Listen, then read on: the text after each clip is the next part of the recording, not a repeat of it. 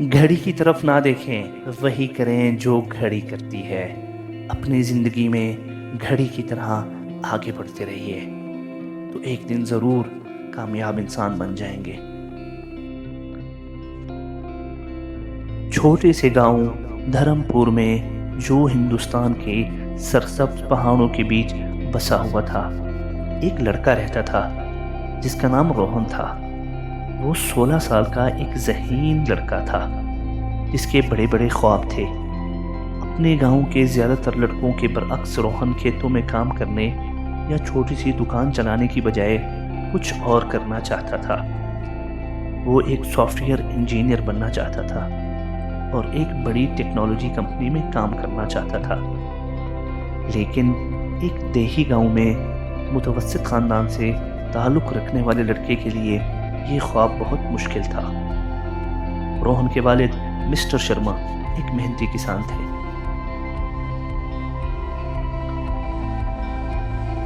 جنہوں نے اپنی زندگی زمین سنوارنے میں گزار دی۔ وہ اپنے بیٹے سے محبت کرتے تھے اور اس کے لیے بہترین چاہتے تھے، لیکن انہیں فکر ہوتی تھی کہ روہن کے خواب ان کی محدود حیثیت سے کہیں زیادہ بڑے ہیں۔ روہن وہ اکثر کہتے، ہمارے جیسے لوگوں کے لیے زندگی آسان نہیں ہے۔ جو کچھ ابھی کر سکتے ہو تو اس پر توجہ دو اور اپنا وقت ان چیزوں کے پیچھے ضائع نہ کرو جو پہنچ سے باہر ہیں۔ یہ الفاظ حالانکہ محبت سے کہے جاتے تھے، اکثر روہن کے ذہن میں گونجتے اور اس کے اعتماد کو کم کر دیتے۔ روہن اپنے آپ کو ثابت کرنے کے لیے پرعزم تھا، لیکن جیسے جیسے دن گزرتے گئے اس نے محسوس کیا کہ وقت کا بوجھ اس پر دباؤ ڈال رہا ہے۔ وہ گھنٹوں اپنی پڑھائی کے دوران گھڑی کو دیکھتا رہتا، منٹ گننے لگتا، جیسے کہ وہ بہت تیزی سے اس کے مقاصد کو حاصل کرنے کے لیے ختم ہو رہے ہیں۔ اکثر وہ خود سے کہتا، میرے پاس وقت کم ہے، میں شہر کے بچوں کے ساتھ کیسے مقابلہ کر سکتا ہوں جن کے پاس بہتر اسکول اور وسائل ہیں۔ وقت کے ساتھ ساتھ روہن کی مایوسی بھی بڑھتی گئی۔ اپنی تعلیم سے محبت کے باوجود اسے محسوس ہوتا جیسے وہ ہمیشہ وقت کے خلاف دوڑ رہا ہے، اور چاہے وہ کتنی بھی کوشش کر لے وہ کبھی تیزی سے نہیں بڑھ پاتا۔ ایک شام تھکا دینے والے دن کے بعد وہ گاؤں کے بڑے برگد درخت کے نیچے بیٹھ گیا اور اپنی آنکھیں بند کر لیں۔ اسی درخت کے نیچے روہن کی ملاقات مسٹر پٹیل سے ہوئی، جو گاؤں کے کنارے رہنے والی ایک بزرگ شخصیت تھی۔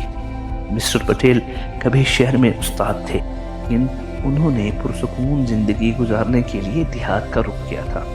انہوں نے روہن کو اکیلے بیٹھا ہوا اور گہری سوچوں میں گم دیکھا تو اس کے پاس آئے اور پوچھا، بیٹا تمہیں کیا پریشانی ہے؟ روہن نے انہیں اپنے سافٹ ویئر انجینئر بننے کے خواب اور وقت کی تیزی سے گزرنے کی پریشانی کے بارے میں بتایا۔ میں ہمیشہ گھڑی کو دیکھتا رہتا ہوں، روہن نے کہا، لیکن جتنا زیادہ میں اسے دیکھتا ہوں اتنا ہی زیادہ مجھے لگتا ہے کہ میرے پاس کامیاب ہونے کے لیے وقت بہت کم ہے۔ مسٹر پٹیل مسکرائے اور بولے، روہن کیا تم جانتے ہو کہ گھڑی کیا کرتی ہے؟ روہن حیران ہوا، یہ تو چلتی رہتی ہے۔ مسٹر پٹیل نے کہا، چاہے کچھ بھی ہو جائے گھڑی ہمیشہ چلتی رہتی ہے، ایک سیکنڈ میں ایک قدم، یہ نہ تیز ہوتی ہے اور نہ ہی رکتی ہے۔ تمہیں بھی گھڑی کی طرح بننا ہوگا۔ اسے فکر مندی سے نہ دیکھو، بس ایک وقت میں ایک قدم بڑھاؤ جیسی گھڑی کرتی ہے۔ اپنے کام پر توجہ دو، نہ کہ وقت کتنی تیزی سے گزر رہا ہے۔ یہ الفاظ روہن کے دل میں اتر گئے۔ اس نے پہلے کبھی وقت کے بارے میں اس انداز سے نہیں سوچا تھا۔ اس نے محسوس کیا کہ جتنا زیادہ وہ گھڑی پر توجہ دیتا ہے اتنا ہی زیادہ وقت وہ فکر مندی میں ضائع کرتا ہے۔ اگر وہ گھڑی کی طرف آگے بڑھتا رہے تو وہ اپنے مقاصد حاصل کر سکتا ہے، چاہے کتنا ہی وقت کیوں نہ لگے۔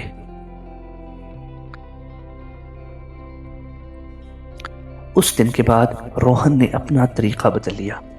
وقت کی کمی کے بارے میں پریشان ہونے کی بجائے اس نے ہر روز مستقل طور پر ترقی پر توجہ دینا شروع کر دی۔ اس لیے اپنے چھوٹے قابل حصول اہداف مقرر کیے، ایک وقت میں ایک باب کا مطالعہ کیا اور ایک کوڈنگ کا مسئلہ حل کیا۔ اس نے مستقبل کی فکر چھوڑ دی اور سافٹ ویئر انجینئر بننے کی کوشش شروع کر دی۔ اس نے نئے نقطہ نظر کے ساتھ روہن نے ترقی کی اور اس کا اعتماد بڑھ گیا۔ وہ اب یہ سمجھنے لگا کہ اس کا خواب اتنا دور نہیں جتنا کہ اسے پہلے لگتا تھا۔ اس نے مفت آن لائن کورسز اور کوڈنگ ٹیوٹر ریلیز کا استعمال کرتے ہوئے اپنی مہارت کو بہتر بنانے کے طریقے بھی تلاش کیے۔ روہن کا سفر آسان نہیں تھا۔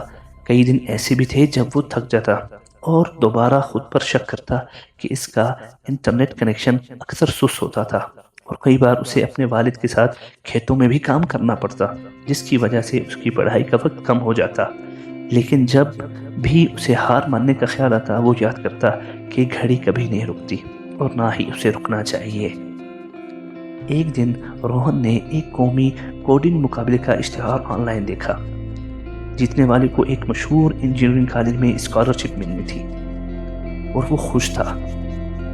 روہن نے مقابلے میں حصہ لیا، یہ جانتے ہوئے کہ اس کا خواب پورا کرنے کا موقع یہ ہو سکتا ہے۔ اگلے چند مہینوں میں روہن نے پہلے سے بھی زیادہ محنت کی۔ اس نے دن رات سافٹ ویئر انجینئرنگ کی پڑھائی کی، اپنی مہارتیں نکھاری اور مقابلے کی تیاری کی۔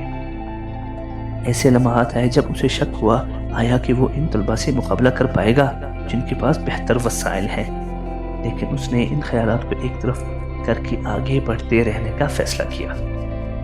مقابلے کا دن آیا اور روہن شہر کا سفر کر کے مقابلے میں شامل ہوا۔ بڑی آڈیٹوریم میں ملک بھر کے ذہین طلباء موجود تھے۔ جب روہن نے ارد گرد دیکھا تو اسے شک کی لہر محسوس ہوئی۔ یہ طلباء زیادہ پراعتماد اور تجربہ کار لگ رہے تھے، لیکن پھر اسے مسٹر پٹیل کی نصیحت یاد آئی، ایک وقت میں ایک قدم بڑھتے رہو۔ روہن نے اپنے کمپیوٹر کے سامنے بیٹھ کر مقابلہ شروع کیا۔ اس نے ہر مسئلے پر توجہ دی، ایک کے بعد وہ ایک مسئلے کو حل کرتا گیا اور اسکرین پر ٹک ٹک کرتی ہوئی گھڑی کو نظر انداز کر دیا۔